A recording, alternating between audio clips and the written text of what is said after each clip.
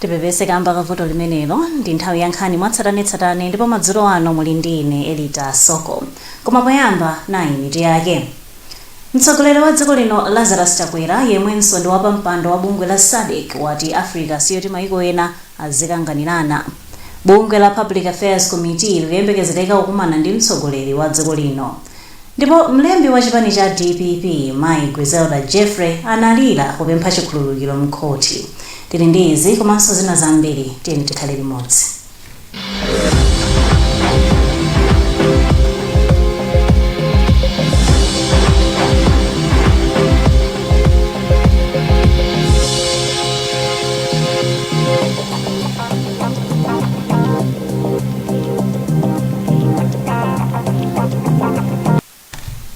Nkhani yathu yoyamba madzulo ano, mtsogoleri wa dziko lino Lazarus Chakwera yemwenso ndi wapampando wa bungwe la SADC wati Africa siyoti mayiko ena azikanganirana. Achakwera anena izi lachiwiri ku Lusaka mdziko la Zambia pamwambo wolumbiritsa mtsogoleri wa dzikolo Hakainde Hichilema omwe wailesi yakanema ya Zambia National Broadcasting Corporation idaulutsa. Matthews Kasanda walemba ripoti ili. Hichilema adagonjetsa Edgar Lungu pa chisankho cha mtsogoleri wa dziko chomwe chidachitika ku Zambia pa 12 August chaka chomwe chino. Ndipo poyankhula pamwambowo Achakwera anati sikoyenera kuti mayiko ena akutali azilolerapo kwambiri pa zochitika za mu Africa, koma kuti mayiko a mu Africa eni ake azitha kudziwa chomwe ali ndi chimene akufuna. Apa mtsogoleri wa dziko linoye anati chisankho chomwe chachitika mu dziko la Zambia ndi chionetsero kuti mayiko a mu Africa atha kupanga chiganizo pawokha ndi kufikira chomwe akufuna.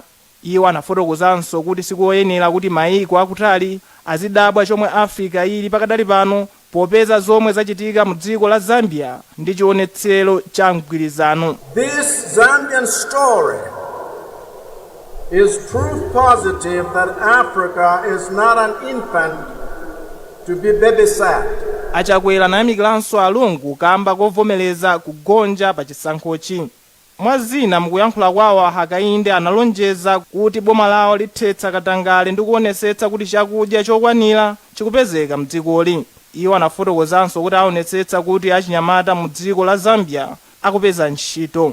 Achakwera ananyamuka mdziko muno kudzera pa bwalo la ndege la Kamuzu International ku Lilongwe lachiwiri ndipo anabwereranso kuno kumudzi tsiku lomweli. Ndipo bungwe la Public Affairs Committee likuyembekezereka kukumana ndi mtsogoleri wa dziko lino Lazarus Chakwera lachitatu pa nkhani zosiyanasiyana. Akuluakulu a PAC komanso mlangizi wa president pa nkhani za mabungwe omwe si aboma Martha Kwataine ndi watsimikiza za mkumanowu. Rebecca Chinjeka walemba ripoti limene akuwerenga Wezi Gausi. Akwataine anenetsa kuti mtsogoleri wa dziko lino samakana kukumana ndi anthu osiyanasiyana akufuna kumulangiza. Iwo anapitiriza kunena kuti mtsogoleriyu wakhalako kumana ndi anthu osiyanasiyana. Ndizoona ndi a president mawa kukumana ndi paki monga mwa masiku onse apaki analemba kupempha kuti aonane ndi a president malingana ndi ntchito yawo imene apaki amapanga. Ndiye anapatsidwa nthawi ya mawa lachitatu pa 25 August. Ndipo mkulu wa paki Robert Phiri wati zokonzekera zonse zokumana ndi mtsogoleri wa dziko lino zili mkati. Mwezi wa Juni bungweli linakumananso ndi Achakwera pa nkhani zokhudza katemera wa matenda a COVID-19. Pamene msika wa fodya ukutha lachisanu sabata ino, nduna ya zaulimi a Robin Lowe lolemba inayimitsa kaye msika wa fodya mu mzinda wa Lilongwe posakondwera ndi mitengo yotsika yogulira fodyayo. Alowe anapita ku msikawo modzidzimutsa komwe anapeza fodya akugulidwa pa mtengo wa 50 cents omwe ndi wotsika kwambiri poyerekeza ndi mtengo woyambira omwe unakhazikitsidwa wa 90 cents pa kilogram. Alowe anayimitsa msikawo ndi kuchita kaye zokambirana ndi ogula asanayambe kugulanso fodyayo. Mutati munditsate muthakuona kuti nthawi zambiri ndimakhala ndikuyendera muthu ndingodzidzimutsa. Ndiye ulendo wachoncho wina ndinabwera lero kuti nditakaona zikuyenda bwanji titalandira akamphekesera kuona kuti fodya wayamba kukanidwa ndicholinga kuti akaunjikane penapo akangotola mabhazi. Osazoti tsiku ndi lero limene anapanga amati meti tisero kuti fodya uyu wakanidwa maulendo atatu nomwe angomubwezera mulingo ndiye mabayazi anyamala ati sambwezeri mulimi teti ngomuthandiza koma ngathandizo yayo nkuongeza chifukwa ngati fodya kuti mumutulutse pa kilogalamu ndiyoti ndi 145 cents koma ife danena kuti atagula 90 fodya olakwikayo ndiyoti bola mlimi apezako koma wadusa 90 ukafika mpaka 50 cents akuti akumuthandiza mulimi ndi fodya kuti asamubwezere pafirone ndi chitonzo ndipo ndi mwano ndipo akulanga mulimi. Mkulu woona za malonda a fodya ku Auction Holdings Limited Graham Kunimba anati mitengo ya fodya yakhala ikuyenda bwino kupatula sabata ziwiri zapitazo. Sabata ambu yapitawo ndithu zinaoneka kuti zinakhazikika pa $1.64 per kilo, koma pakali pano tatsika tabwera pa $1.60. Sonyeza kunena kuti ka 4 cents kaja kadyeka kamadyeka bwanji kakudyeka chifukwa chakuti mitengo imene ikuperekedwa pakali pano ndiyochepera kusiyana ndi imene amaperekera mbuyo, ndiye sizili bwinobwino. Komanso fodya wina akupezeka kwambiri mulingo wa mabelo 100 mupeza kuti mabelo 70 akubwezedwa, amene akugulidwa ndi 30 okha. Pamene zinthu zikamayenda bwino 30 yawo ndi amene ameneka azibwezedwa, 70 ndi amene azigulidwa. Akuluakulu a zamaphunziro akuti moto umene watentha ofesi ya mkulu wa zamaphunziro ku Rumphi usokoneza ntchito zamaphunziro kamba kakuti zikalata zofunikira komanso makina amakompyuta zapsa. Mkulu wa zamaphunziro ku Rumphi a Macfine Mzumara auza Times lachiwiri kuti malipoti a zachuma, kalata zokweza aphunzitsi pa ntchito komanso malipoti ena a zamaphunziro apsa motowu. Monga momwe akufotokozera mtolankhani wathu Samgalimira mulipoti lotsatirali, ntchito yofufuza katundu yemwe waonongeka akuti ili mkati. Anzumala anena kuti pakadali pano akufufuzabe chifukwa chomwe chinayambitsa moto, komano anena kuti anthu ena akuganizira kunena kuti ni vuto la magetsi. Iwo kenaka anena kuti ofesi yonse yapsa ndi moto omwe akuti unayambira mu chipinda chimodzi. Nde zachitikadi chilichonse chimene chinali mmenemo building yonseyo yapsa, munali kaya ndi furniture yapsa, kaya munali equipment, makompyuta, kaya maprinter, zonsezo zawonongedwa. Information yonse, madocuments amene amakhala ndi information wonse apyera momwemo. Nde kuti mene zidabava tiyambiraso wandi because zonse zawonongeka. Ofesi ya bwana mkubwa ku Rumphi akuti pakadali pano ikhala ikufufuza ofesi ina yomwe mkulu wa zamaphunziro mbomali adzigwiritsira ntchito mwakanthawi kochepa. Pakadali pano wachiwiri kwa mneneri wa polisi ku Rumphi atuperiwe Kawiro anati akuchita kafukufuku wa katundu yemwe waonongeka kamba ka motowu. Akawiro anena kuti apolisi anathamangira ku ngozi, komano pomwe amafika nkunena kuti motowu utafalikira kale ku zipinda zonse za ofesi. Khonsolo ya Rumphi ilibe galimoto yomwe imathandiza kuzimitsa moto, ndipo amabwereka ku khonsolo ya Mzuzu, komano amenera kupempha ndipo zimatenga nthawi. Mavenda ogulitsa nkhuku mdziko muno akhazikitsa bungwe lomwe cholinga chake ndi kuyendera limodzi pogwiritsa ntchito mwayi wochuluka umene boma labweretsa mu bizinesi. Posachedwapa nduna ya zamalonda Sosten Gwengwe analengeza ndondomeko zosiyanasiyana zomwe mwa zina ndi zakuti alimi akuluakulu a nkhuku alekere bizinesi yogulitsa nkhuku kwa Malawi. Wapampando wa Chicken Vendors Association na Joseph Jackson Jeke ati ndikofunika kwambiri kuti alimi agwirire ntchito limodzi pogwiritsa ntchito mwayi wochokera ku bomawo. Ajeke akufotokoza. Cholinga chathu kwakukulu ndikufuna kuteteza bizinesi ya nkhuku pa chimpwirikiti chimene chimachitika mopanda ndondomeko. Ndi association imene yabwera ngati mayi wa bizinesi ya nkhuku. Mukonera nkhani mwatsatanetsatane kuchokera kuno ku Times Television. Tibweranso posachedwapa.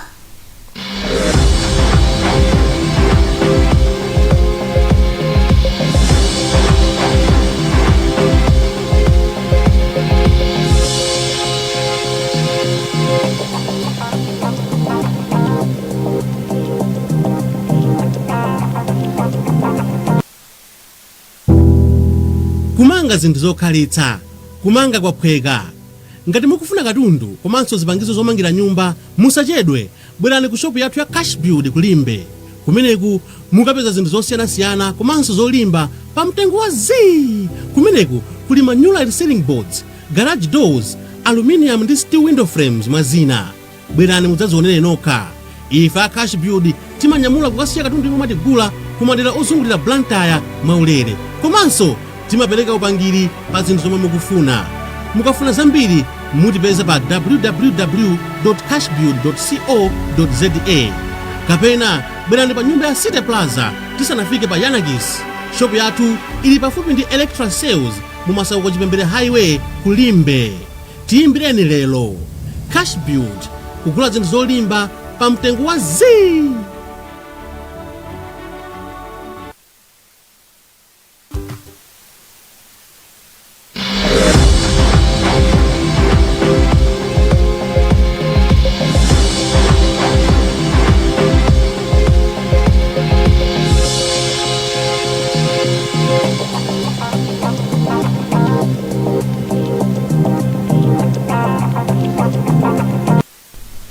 Takulandiraninso ndipo popitirira ndi nkhani zathu madzulo ano.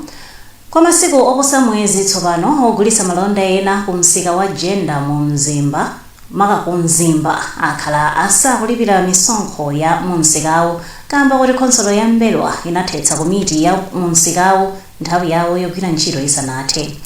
Koma malinga ndi wapampando wa khonsolo ya Mberwa Mayi Yolanda Ngwira iwo anachita izi kamba kuti panali zachinyengo zambiri zimene zimachitika makamaka pakatoleredwe ka ndalama mwazina. Feston Manekezo wadzandiripoti. Komiti imene inathetsedwayi inayamba kugwira ntchito zake pa 2 Novemba chaka cha 2020 ndipo imene kugwira ntchitoyi kwa zaka ziwiri, koma analemberedwa kalata pa 28 July 2021 kuti maudindo awo athetsedwa. Kenaka khonsolo ya Mberwa inayitanitsa kuti pakhale zisankho zina pa 30 July chaka chino, komwe komiti ina inasankhidwa.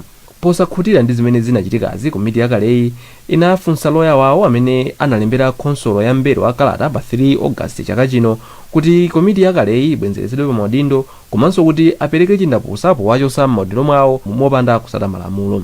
Mukalata imene taona mavenda awa anati anthu amene anavota komanso amene anapikisana nawo maudindo si awo amene amagulitsa mu msika waukulu wa Jenda, kotero kuti zisankhozi zinali zolakwika. Mavendawa anapereka masiku asanu ndi awiri kuti khonsolo ya Mberwa yankhepo kunyozerapo nkhani ipita kubwalo la milandu. Koma poyankhula ndi Times yachiwiri, wapampando wa khonsolo ya Mberwa Yolanda Ngwira anati iwo chomwe anatumidwa anamaliza ndipo nkhaniyi anayitula kwa akuluakulu khonsoloyi omwe awauza zochita. Wanamkubwa wa khonsolo ya Mberwa Emmanuel Bambe sanapezeke kuti athepo mndemanga pa nkhaniyi titawayesa pafuni yawo yam'manja kangapo konse. Koma oyimirira mavenda odandaulawa Evans Mbotwa anati amvesedwa kuti khonsoloyi kufuna kuti mbali ziwirizi zikhale pansi nkukambirana pa nkhaniyi. Khonsolo ya Mberwa imatha kutolera ndalama zapafupifupi 1 million kwacha ku msika wa Jenda kupyolera ku misonkho ndi zina malinga ndi akuluakulu ena ku khonsoloyi. Kunali zododometsa ku bwalo la milandu lalikulu mu mzinda wa Lilongwe pamene mlembi wamkulu wa chipani cha Democratic Progressive DPP Griselda Jeffrey analira kupempha chikhululuko kuchoka kwa nduna yona za masewero a ulemu Msungama kamba kakuti anayankhula mowanyoza. Msungama anasumira Jeffrey kamba kakuti mchaka cha 2017 anayankhula zonyoza Msungama pa msonkhano wa chipani ponena kuti iwo adagwirira msuweni wawo. Wezi Gausi ali ndi ripoti. Griselda Jeffrey analira mu khoti pamene umboniwo amaupereka mu khoti pakanema. Misonzi inali kutsika m'matsaya mwawo ukatagwada kugwira mwendo wa Msungama kuti awakhululukire. Oyimira mlandu a Jeffrey Gilbert Khonyongwa ati iwo alembera kalata kwa Msungama kuti awafunse kuti kupepesa kwake kukhale kotani kuti alembe mu nyuzi kapena ayi.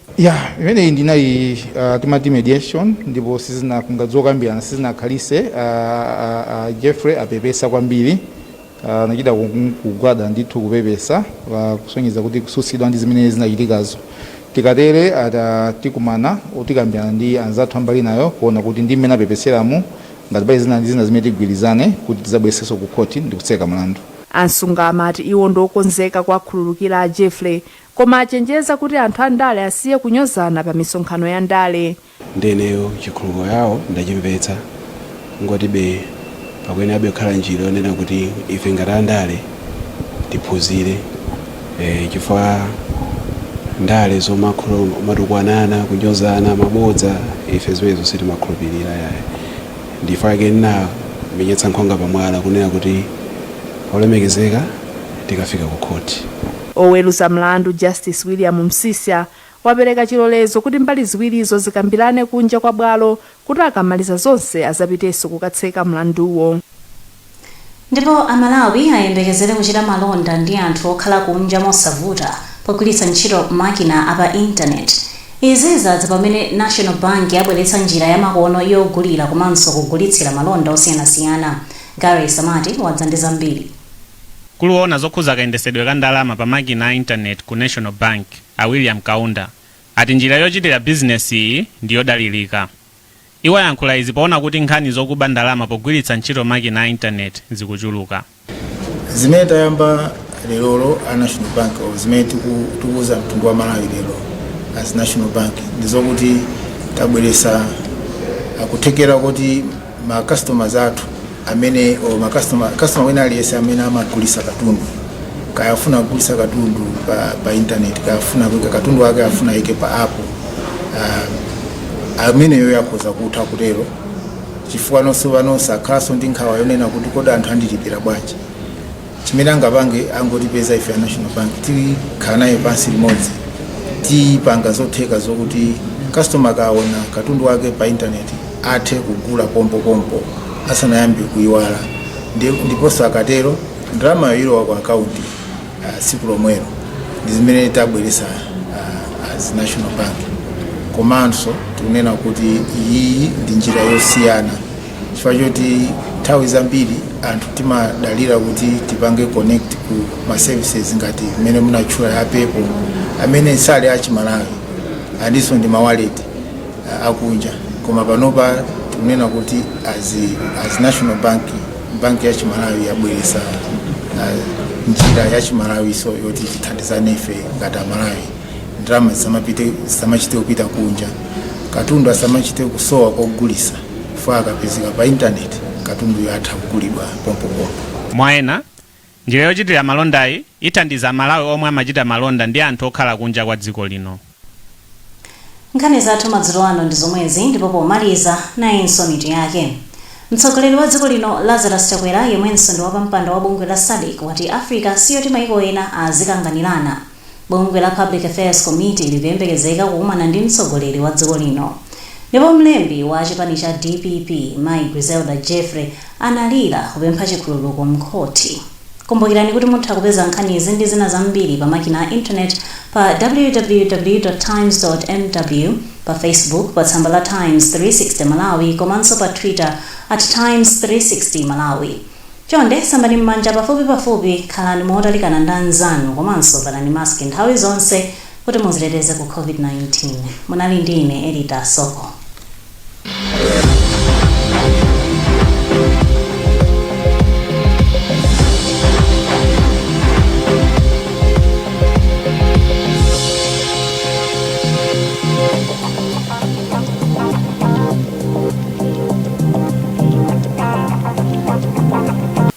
Woman,